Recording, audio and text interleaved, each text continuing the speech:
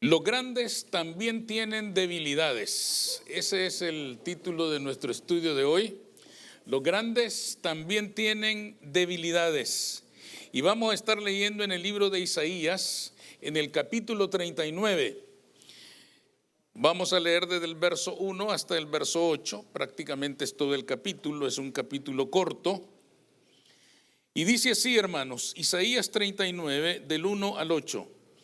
En aquel tiempo, Merodac Baladán, hijo de Baladán, rey de Babilonia, envió cartas y presentes a Ezequías porque supo que había estado enfermo y que había convalecido. Y se regocijó con ellos Ezequías y les mostró la casa de su tesoro, plata y oro, especias, ungüentos preciosos, toda su casa de armas y todo lo que se hallaba en sus tesoros. No hubo cosa en su casa y en todos sus dominios que Ezequías no les mostrase. Entonces el profeta Isaías vino al rey Ezequías y le dijo: ¿qué dicen estos hombres y de dónde han venido a ti? Y Ezequías respondió: de tierra muy lejana han venido a mí, de Babilonia. Dijo entonces: ¿qué han visto en tu casa? Y dijo Ezequías: todo lo que hay en mi casa han visto, y ninguna cosa hay en mis tesoros que no les haya mostrado. Entonces dijo Isaías a Ezequías: oye palabra de Jehová de los ejércitos. He aquí vienen días en que será llevado a Babilonia todo lo que hay en tu casa, y lo que tus padres han atesorado hasta hoy. Ninguna cosa quedará, dice Jehová, de tus hijos que saldrán de ti y que habrás engendrado, tomarán y serán eunucos en el palacio del rey de Babilonia. Y dijo Ezequías a Isaías: la palabra de Jehová que has hablado es buena. Y añadió: a lo menos haya paz y seguridad en mis días. Pueden sentarse, hermanos. Esto es parte de la historia del rey Ezequías. El rey Ezequías, rey de Israel, se cuenta entre los reyes buenos de la nación. Sus buenas obras en beneficio de Israel fueron muchas, pero entre ellas se cuentan las siguientes: derribó los lugares altos donde se adoraba a los dioses paganos. Ustedes saben que el rey Salomón dejó la nación invadida de paganismo. Habían templos paganos de todos los tipos y de todos los dioses. Él derribó todo eso. Además, limpió y reparó el templo, que por muchos años había estado abandonado. Y no solo eso, sino que reorganizó la casta sacerdotal y reinició el culto mosaico, es decir, el culto del judaísmo antiguo testamentario. Quizá por todo esto, si ustedes leen el capítulo anterior, él sufrió de una enfermedad terrible, de muerte, y el Señor lo sanó y le dio 15 años más de vida. Este fue el rey famoso que, estando ya en la muerte, le rogó al Señor y le dijo: alárgame la vida. Y el Señor le dijo: te daré 15 años más. Y efectivamente aquel hombre vivió 15 años más. Ustedes ya se dieron cuenta que este capítulo 39 comienza precisamente con la visita de una embajada del rey de Babilonia, Baladán, quien envía a su propio hijo para que le lleve una carta, saludos y regalos al rey Ezequías, porque sabían, dice ahí, como ustedes lo leyeron, que él había estado enfermo y estaba convaleciente, que Jehová le había hecho un gran milagro de devolverle la vida. Todo el mundo, hermano, fue sacudido por aquel milagro tremendo. Cuando se enferma un rey, todo el mundo lo sabe. Cuando se enferma cualquiera de nosotros, nadie sabe. Pero cuando se enferma un rey, qué bárbaro. Se enferma un artista famoso y todo el mundo sabe lo que tienen, qué hospital está, qué le dijo el doctor, quién lo está atendiendo, todos lo saben. Igual pasaba en aquellos días. El rey Ezequías, hermanos, todo el mundo sabía que estaba ya prácticamente muerto. Y de repente llega la noticia y dicen: el rey vive. No ha pasado nada, su Dios lo sanó. Entonces, hermanos, el rey de Babilonia envía una embajada para saludarlo y para llevarle regalos. Y precisamente al recibir a esta embajada del rey de Babilonia, es que el gran Ezequías nos muestra su debilidad. ¿En qué se equivocó el rey Ezequías? ¿Por qué fracasó? ¿Y qué nos enseña esto a nosotros? En primer lugar, hermanos, el rey Ezequías fracasó porque en lugar de glorificar a Dios, se glorificó a sí mismo.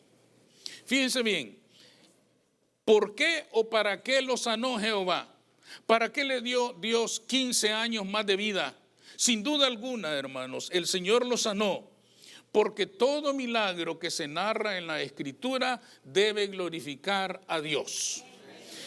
Todo milagro que se describe en la palabra de Dios tiene como propósito revelar la grandeza, la bondad, la misericordia y el amor de Dios por el que sufre.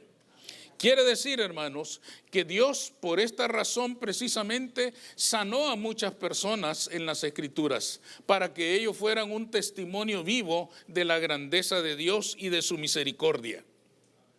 Tal es la situación de Ezequías. Yo creo, hermanos, que Ezequías no entendió que Dios le había dado 15 años más para que fuera un testimonio vivo de su grandeza, de su poder, de su bondad, de su misericordia, de todo lo que Él puede hacer por aquellos a quienes ama, por aquellos que le son fieles, por aquellos que le sirven, por aquellos que extienden su reino en esta tierra. Le dio 15 años, hermanos, para que Él pudiera declarar las grandezas de su Dios. Imagínense qué gran privilegio fue aquel. El rey de Babilonia, la potencia más grande de la tierra, pudo haber recibido el mensaje. Pudo haber llevado el mensaje. El rey Ezequías lo primero que le debió decir es: estoy sano porque Jehová es todopoderoso.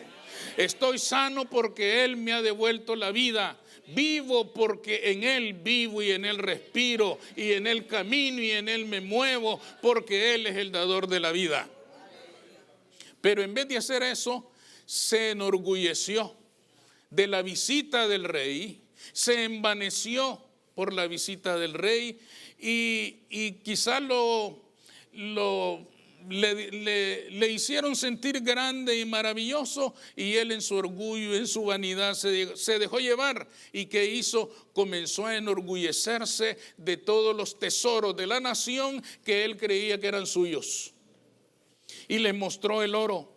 Ustedes saben que en los días de Salomón, aunque él cometió muchos errores, como llenar la nación de paganismo, también hizo prosperar a Israel como nunca antes. Dice la Escritura que en los días de Salomón la plata era como piedras en aquella nación. Es decir, la plata no valía nada, todo era de oro. Porque aquel hombre había sabido enriquecer la nación. Todo ese oro estaba acumulado y él lo tenía ahí en sus bodegas, dentro de su reino, y se lo mostró a los babilonios. Y muy orgulloso les dijo: miren todo lo que tengo. Y no solo eso, hermanos, cometió un segundo error quizá todavía más necio. Le mostró todas sus armas, todo su equipamiento militar. Con esto, hermanos, ¿qué fue lo que logró? Lo que logró fue, en primer lugar, despertar la codicia de Babilonia. Fíjense que aquí se comienza a gestar el exilio babilónico. Al rey le llegó la noticia: allí en esa nación hay riqueza, allí hay oro en abundancia. Si logramos destruir esa nación y nos apropiamos de eso, seremos inmensamente ricos. Despertó la codicia del rey de Babilonia y además le dio la oportunidad de calcular cuánta fuerza militar tenía ese pueblo para defenderse frente a sus ejércitos. Errores gravísimos que van a culminar, hermanos, en una destrucción total. Con razón el profeta regresa con él y le dice: todo lo vas a perder por haber hecho esto. ¿Cuál fue su error? Haber perdido el sentido de la responsabilidad por el privilegio de ser el rey de Israel. Lo que él perdió de vista, hermanos, es que con cada privilegio se recibe una responsabilidad. Cada persona que goza de un privilegio tiene automáticamente que asumir la responsabilidad de estar en esa posición. Y él se olvidó de este principio tan importante. En consecuencia, él y la nación entera lo perderían todo. Y no solo perderían, hermanos, en lo material. Le dice el profeta que sus hijos, los hijos de sus hijos y las generaciones de Israel serían llevados y servirían como eunucos en Babilonia. Una terrible profecía, hermanos, que vino por la necedad de este hombre que había sido tan grande. ¿Qué nos enseña esto a nosotros? Más bien, hermanos, nos obliga a preguntarnos, ¿cuánto testificamos nosotros de los milagros de nuestro Señor en nuestra vida? Porque Dios realiza milagros numerosos en nuestra vida todos los días. Todos los días vemos la mano de Dios. Todos los días vemos su abundancia. Todos los días vemos su cuidado. Todos los días percibimos, hermanos, su presencia con nosotros. Pero cuando el Señor nos bendice tanto, corremos el riesgo de gozarnos tanto en la bendición que nos olvidamos de testificar del Dios de la bendición. Es fácil cometer esos errores. Les pongo un ejemplo. Las personas celebran sus bodas, cumpleaños, éxitos profesionales, éxitos de diferentes tipos y organizamos fiestas. Organizamos reuniones magníficas, maravillosas. Ahí se come, se baila, se bebe con gran júbilo. Y no estoy diciendo que eso sea malo. Lo único malo que puede haber es que no nos inviten. Pero eso no tiene nada de malo. Está bien celebrar los grandes momentos de la vida. Por supuesto que está bien. Por eso se organizan, hermanos, estas reuniones. Pero ese no es el problema. El problema es que a veces celebramos las grandes bendiciones de Dios, pero no testificamos del Dios que nos ha bendecido. Las gentes que nos visitan, así como visitaron a Ezequías para comprobar que efectivamente estaba vivo, yo creo que el rey de Babilonia dijo, yo esto no me lo creo hasta que no lo vea. Y mandó a alguien que le afirmara que efectivamente aquel hombre estaba vivo. Las gentes que nos visitan, hermanos, en el propósito de Dios, fijémonos bien. Dios le dio a Ezequías 15 años más para que testificara de su nombre. Dios nos bendice a nosotros para que testifiquemos de su nombre y otros también vengan al conocimiento de que nuestra bendición no está en los ejércitos, ni en el oro, ni en esto, ni en aquello. Está en el poder de nuestro Dios que nos ama, nos guarda, nos cuida y nos prospera en todo lo que hacemos. Amén. Ese es el propósito de Dios. Pero sucede, hermanos, que a veces tenemos tal abundancia en nuestra vida que se nos olvida reconocer que aunque ciertamente nuestro esfuerzo, nuestro trabajo ha jugado un papel importante, esto sería insuficiente si Dios no está con nosotros. Alejados de mí, dijo el Señor, nada sois.